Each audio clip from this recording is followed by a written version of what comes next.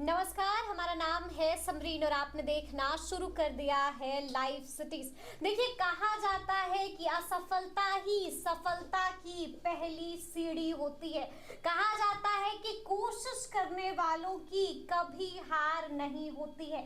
आपको मालूम है कि बीते दिन बीपीएससी 68वीं का फाइनल रिजल्ट जारी हुआ है और ऐसे में इस वक्त लाइव सिटीज की टीम द ऑफिसर्स क्लासेस में मौजूद है और मेरे साथ यहाँ पर मौजूद हैं बीपीएससी टॉपर ऋषु जी। सबसे पहले तो खूब सारी बधाइयां आपको। Thank you so much ma'am.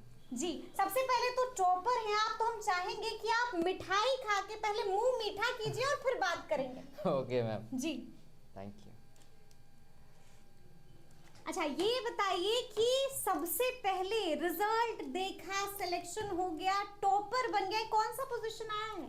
Ma'am welfare officer के पद पे मैं चयन हुआ। Rank 679 ma'am. क्या बात है, 679 रैंक है आपका। तो पता कैसे चला कि सिलेक्शन हो गया? मैम पहले से सर का ट्वीट आया था, तुल सर का, कि रिजल्ट अपलोड होने वाला है। मैं इंतजार कर रहा था, मेरा पैर हाथ पूरा फूल रहा था। अच्छा।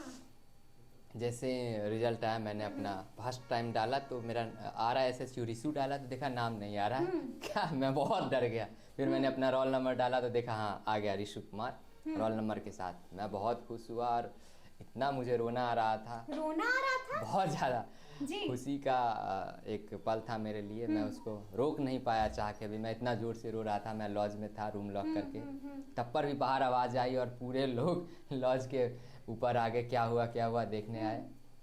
फिर मैंने खोला, मैंने बताया कि ऐसा सा बात है कि मेरा सिलेक्शन हो गया है। फिर उन्होंने बधाई दी। मैंने बोला कि सबसे पहले मैं मम्मी से बात करना चाहूँगा। फिर मैंने मम्मी को कॉल किया। मम्मी को बस मैंने बोला कि मम्मी मेरा सिलेक्शन हो गया। वो बहुत इमोशनल हो गई। अच्छा। फिर पापा भी फ़ोन ले लिए मम्मी से। वो भी सुन के बहुत शाबाश बेटा, बहुत शाबाश, तुमने नाम रोशन किया, ये सब बोल के मैं पापा मम्मी का उस समय चेहरा देख रहा था, वीडियो कॉल पे था। बहुत ही इमोशनल थे वो, बहुत खुश थे मेरे लिए। बहुत खुश थे आपके लिए। अच्छा, सबसे पहले तो ऋषु थोड़ा सा अपने बारे में बताइए, कहाँ से पढ़ाई की है, कैसे ये सफ़र जो है मुमकिन हो सका, कैसे अचीव किया, थोड़ा सा आपके बारे में जानना चाहेंगे। यस मैम, मैं अपने गांव में पहला बच्चा था नवोदय एग्ज़ाम क्वालिफाई करने वाला। समस्तीपुर से मेरा जो गांव है, तो मैं नवोदय में पढ़ाई किया। उसके बाद मैं ग्रेजुएशन करके बीपीएससी की तैयारी करने में आया।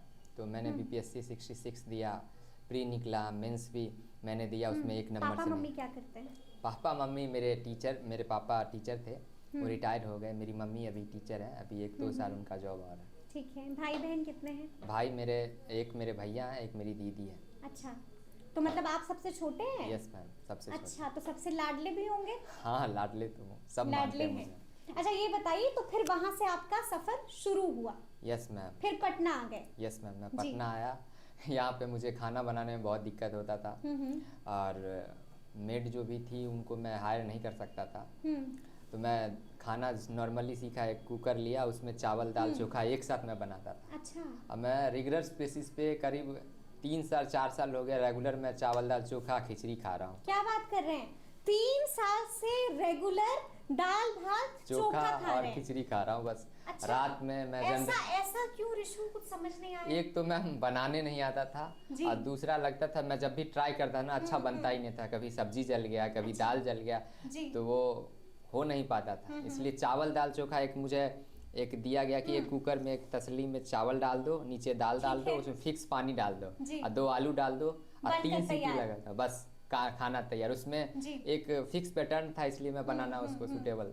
और रोटी मुझे बनानी नहीं आती थी। ठीक है। तो रात में भी मैं वही करता था, चावल दाल ज़्यादा बना लिया। दिल भरता था, जायका मिलता था? नो मैम, बहुत दिक्कत होता था। फिर कभी ऐसा दिल में नहीं आया कि चलो भाई छोड़ो ये सब, अब घर चलते हैं, माँ के हाथ का स्वादिष्ट खाना खाते हैं? पापा मम्मी का सपना था कि मेरा बेटा ऑफिसर बने, इसलिए मैं ये सोच के रखा था कुछ भी हो जाए, कितना भी लेट हो जाए, सिलेक्शन लेके ही छोड़ूंगा। अच्छा, मतलब हार नहीं मानेंगे? बिल्कुल मैम, हार नहीं मानना है जी। और सिलेक्शन अगर आप सही डायरेक्शन में मेहनत करोगे, भगवान भी देखते हैं ना कि बच्चा अगर मेहनत कर रहा है तो उसको फल मिलना चाहिए। मिलना चाहिए और मिला भी है। Yes ma'am. मिला भी है। अच्छा ये बताइए कि आपने कहा पापा मम्मी का सपना था, मैंने भी सोच रखी थी कि हार नहीं मानना, कितना अटेम्प्ट था, कौन सा वाला अटेम्प्ट? मैम ये मेरा थर्ड था, मैंने इससे पहले 2 बार मेंस भी दिया। 2 बार असफल हो गए? यस मैम, 2 बार असफल हुआ मैं। और उससे मुझे बहुत तकलीफ हुआ क्योंकि 67th का एग्ज़ाम बहुत टाइम तक चला, करीब 2 साल वो लिया। उसमें मैंने बहुत मेहनत किया। 68th जो अभी रिजल्ट हो इससे भी ज़्यादा मैंने उसमें मेहनत किया था, लेकिन मेरा ऑप्शनल में अच्छे मार्क्स नहीं आए, जिसके कारण 2 नंबर से मेरा उसमें सिलेक्शन नहीं हो पाया। ठीक है, हाँ। उसके बाद मैं 68th के लिए तैयारी किया।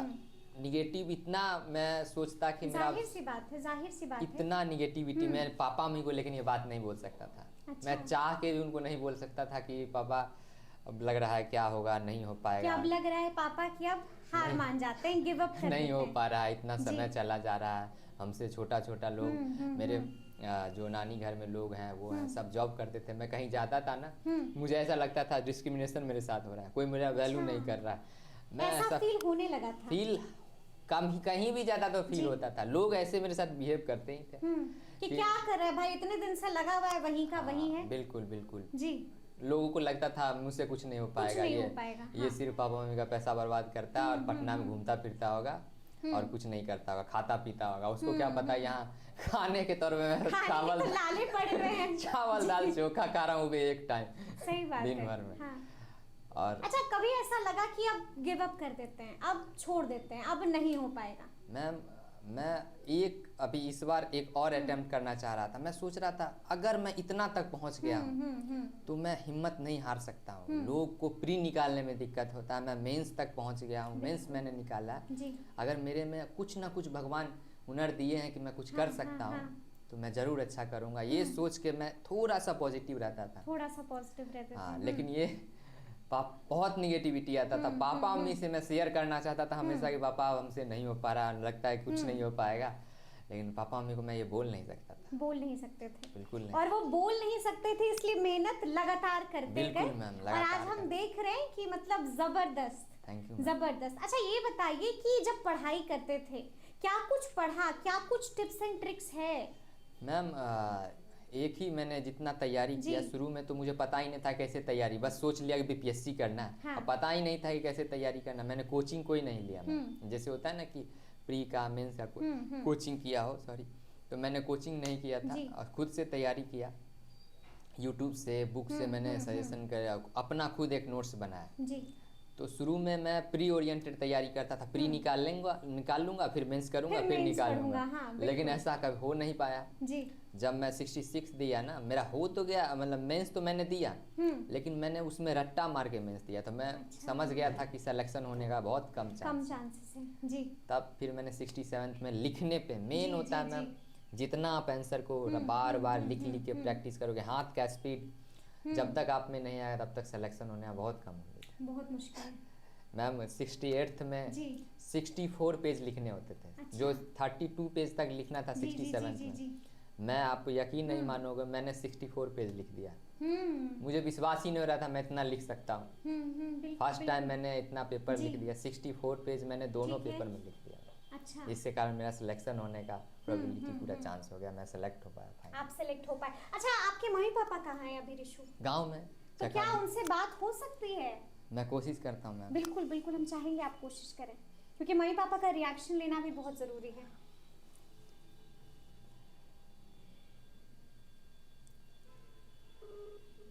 क्या वीडियो कॉल पर संभव है? हाँ बिल्कुल, मैं वीडियो कॉल भी करता हूँ। हेलो। हाँ मम्मी प्रणाम, कहाँ हैं?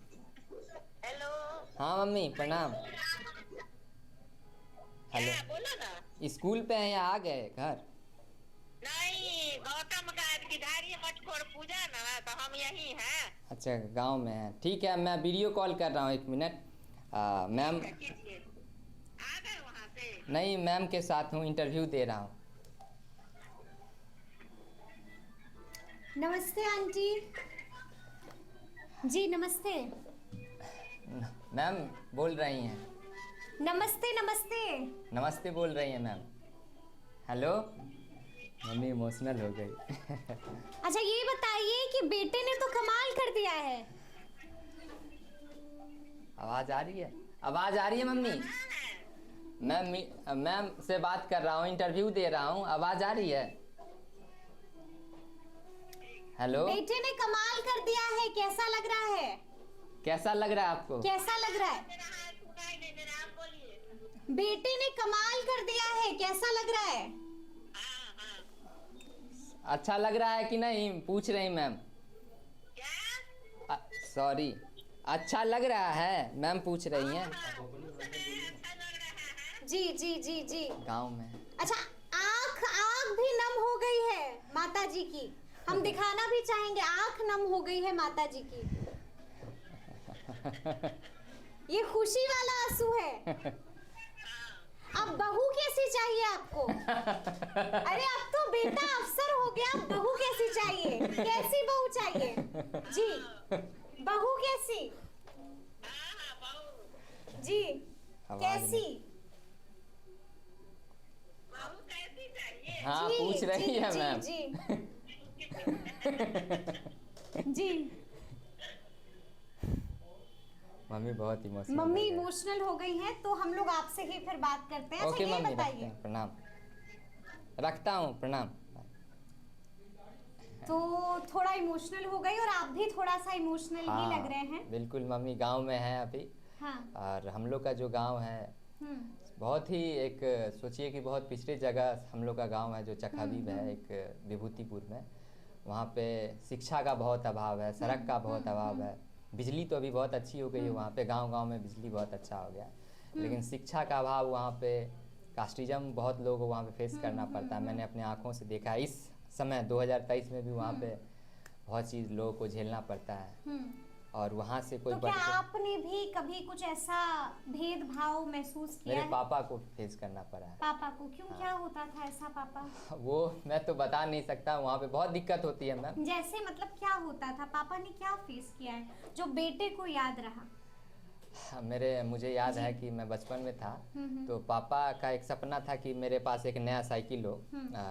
उस समय मेरे पापा टीचर नहीं थे, 2000 में बने, बहुत काफ़ी एज होने के बाद टीचर बने। तो उनको जो हमारे गांव के जो अपर कास्ट के लोग थे, उनको पापा को बोलते थे कि बड़का, बहुत ही अजीब लैंग्वेज में बोलते थे हम लोग के गांव में कि कुछ नहीं हो पाएगा, ये सब सोचना छोड़ दो, साइकिल खरीदना छोड़ दो, घर बनाने का सपना छोड़ दो।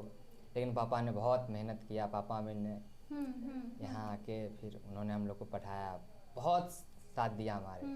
कभी कोई चीज़ का सोचे कि जितना हम उनसे बन पाया, उन्होंने मुझे मदद किया मैम। मदद किया। और जब आप ये बात बोल रहे हैं तो आपके जो इमोशंस हैं वो साफ झलक रहे हैं। मुझे याद आ रहे थे वो जी, पल, जी। पापा मम्मी का वो संघर्ष मुझे याद है कि एक बार क्या हुआ था, मेरी मम्मी का गांव में स्कूल था।